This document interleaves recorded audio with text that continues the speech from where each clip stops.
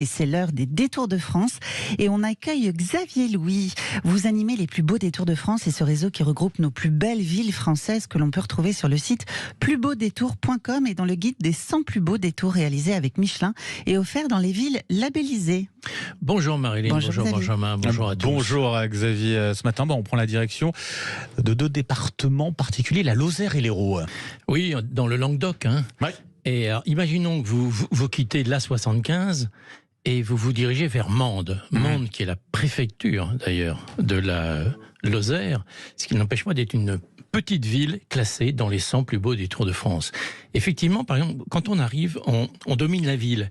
Alors, on aperçoit, c'est magnifique, tous ces toits de Lose notamment, et on a envie d'aller dans le centre-ville. Et dans le centre-ville, effectivement, on va découvrir de jolies maisons du XVIIe siècle. On va découvrir surtout une monumentale cathédrale. Ah oui, qui est avec un très, très grand parvis. Très impressionnant quand on est au pied de cette cathédrale. À l'intérieur, il y a des tapisseries d'Aubusson. Et il y a également le clocher le plus ancien, la plus grosse cloche, en fait, J'en connais. Au sens premier du terme. J'en connais bien sûr. pourtant. la plus grosse cloche. Eh oui, ce qui est tout à fait intéressant à voir. Alors, intéressant d'aller voir aussi le pont Notre-Dame. Le pont Notre-Dame qui enjambe le Lot, c'est un très quoi sa très bel particularité, endroit aussi. Très bel endroit, c'est un joli spot en quelque sorte. Et puis on peut aller visiter le musée du Gévaudan. Il y a en ce moment d'ailleurs dans la ville une très grande exposition sur les chroniques du Gévaudan. On parle de la bête. La bête, oui, la fameuse notamment. bête du Gévaudan, bah oui. Et puis il y a les fêtes de la mi-août, bon rendez-vous aussi. À la rentrée, les toquets du cep. Toquet, vous l'imaginez, l'odeur de dans l'omelette. les deux sens du terme, parce qu'on est dans la région des champignons sauvages. Il y a une fête de l'abeille et de la nature en octobre. Et puis, pour les sportifs, il faut évidemment faire la montée Jalabert vers l'aéroport, là où le Tour de France est souvent passé. Bon, faut s'entraîner quand même un petit peu d'ici là. On va parler maintenant de jean. Direction Florac, c'est ça? Et oui, parce que alors, en Capitale. nous dirigeant vers Pézenas, on va s'arrêter une première fois à Florac. Oui. Florac, c'est la capitale du blue jean. Vous savez que le blue jean est une invention française, en fait. Ah oui, c'est vrai. De Nîmes, comme son nom l'indique. Exactement. Et les ateliers Tufferie.